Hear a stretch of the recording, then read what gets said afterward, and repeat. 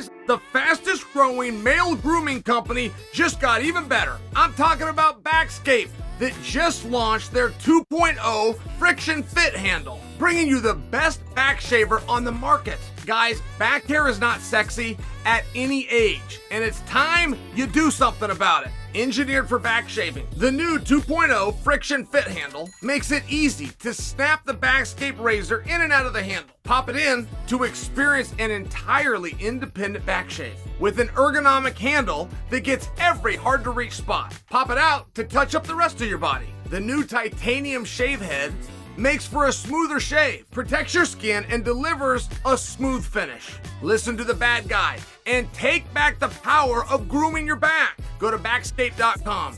Use the promo code Chael10 to get 10% off your first order of any of their kits on the website. Just click on the link below.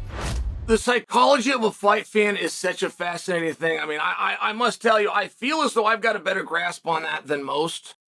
And I feel like one of the reasons I have a grasp on that is that I found it interesting and started to break it down and identify it back when I was a child. So I just had more time.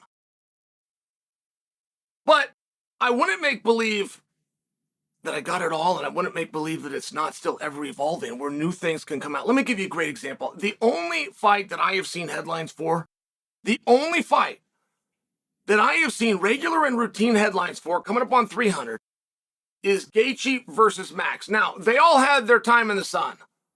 Like, for every time there was a press release or an announcement, boom, that got put back at the top of the page. But then that's going to scroll down. I'm wondering who, once it scrolls down by our natural progression of media cycle, who and which fight can find its way back up to the top. Right? The promotion is going to do one for you. The company is going to give you one, known as a press release. And for 300, they were very strategic and they broke it down. They didn't drop the whole card at once. They gave bits, they give pieces to give everybody some shine. But this will very much tie in with a concept, which is, we know that we're a star-driven industry, but every time a star retires, the media is ready to hold a ceremony to Dana White and the UFC as a whole. I remember when Conor got hurt, what are you going to do? And they were very serious. They thought, oh, MMA is going to take a big nosedive. Or when Ronda was going to retire and go to WWE. Or when Brock got popped and wasn't an option to come back anymore. Or when Randy Couture retired. Or when Tito Ortiz left. I mean, I could go through the examples to go all back to the beginning of time. But every time the top base and the top star was done competing and that announcement was made, the media they truly believed it was going to be a nosedive.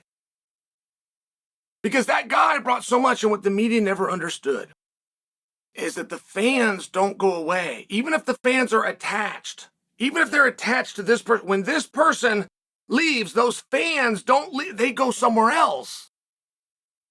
It's very hard to create two stars at once. If you're trying to get a shine on somebody, it's very hard. If you put them all on the same stage together, you're going to have a press conference, for example. You would never put Conor and Ronda on the same stage. Because you're not going to lift two of them. You're going to take away from one of them. So whenever you have a press conference and the same guy keeps getting all the questions, all the attentions and the pictures and the headlines all go to him, it's very hard to then build somebody else. There's only so many questions. There's only one headline. There's only one photo that your editor's going to allow to put out. But if you took that person away completely, now you could spread it and it could go to somebody else. I share that with you because it's one of the pieces that so often gets missed. We are seeing arguments being made. Bo Nickel comes to mind. But we are seeing arguments that are being made about positioning within a card. And that is fascinating, and Dana and company are going to have to deal with that. But when you talk about unforeseen consequences, in the history of boxing, there has never been an event, and I mean not one, that was so loaded and so good that placement of where a fight went or where an athlete went, or the idea of disrespect being shown to an athlete because he fought earlier than somebody else, like that discussion's never been had.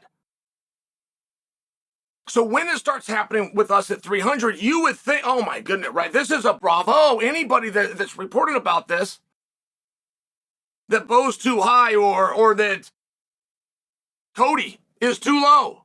World champion and Cody Covington going to take on Figueiredo. Not to mention they found each other. They called each other out. They're the ones that made this happen. Everything that gets you main event status, they've done. They're the first one on the undercard.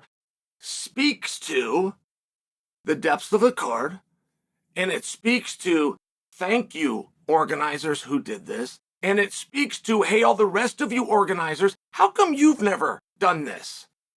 How come you have never in all your time put a card together that is so good that we could even have this argument? But we never got there. I never heard that. I never heard anybody. I've only heard complaints. As opposed to the other side as to what is it that made us have this complaint, which is a card that's so loaded. And I bring you that just because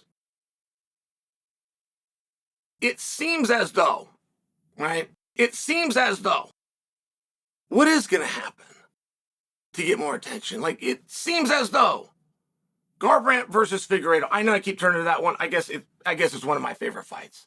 Jim Miller being on there, the fact that Moicano has been added. I mean, some of these most exciting guys. Oliveira, his opponent, looks like a number one contenders match. The return of Jamal Hill for the championship they never lost. Like, it just seems like, but they've now got to go out and do it. They've got to go out and do it. And you're starting to see Jamal Hill starting to embrace that. But there just creates a very massive opportunity for someone. Vince McMahon was very famous. He would tell athletes, they would always thank him. They'd thank him, they'd beg him, they'd do all these things.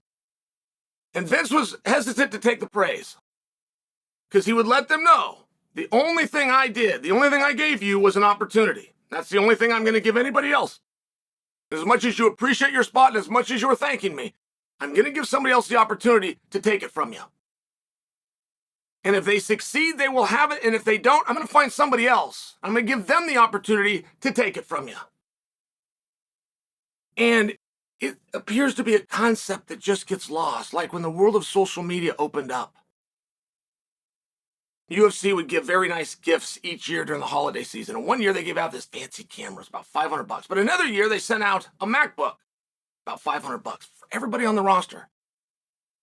But not very many people put together. The UFC is buying this and they're fronting it and was very generous, but they're also giving you a message. Go make some videos and upload them through that MacBook, right? The world is now changing.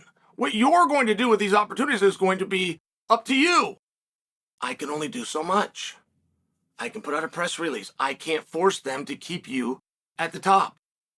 And while Max and Justin are there for this card, it does surprise me a little bit. It surprises me. One, I love the BMF, and I hope this is a message because it turns out you guys love it too. But you can't have a significant fight if the result of that fight does not take you somewhere. You can have fun, but you're playing checkers. You're not playing chess.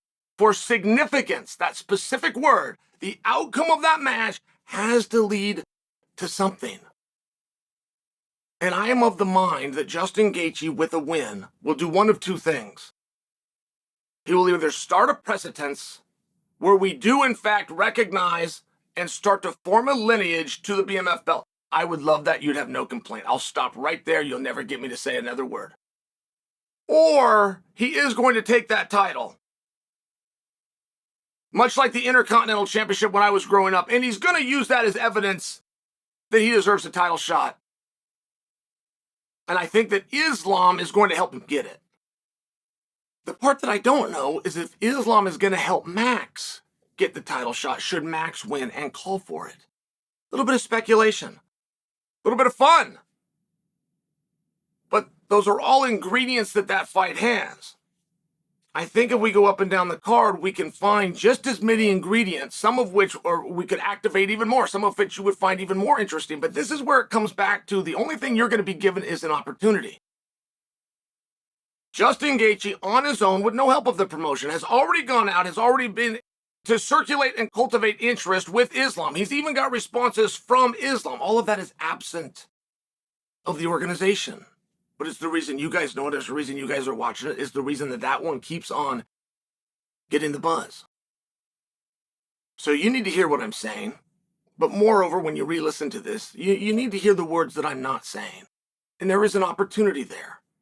And everybody's going to play along, and everybody's going to get the headlines and give you an opportunity as long as your story is better than the next guy's story. The misconception that the guys on the card have is that the media is going to find that story and tell it. You got to give it to the media.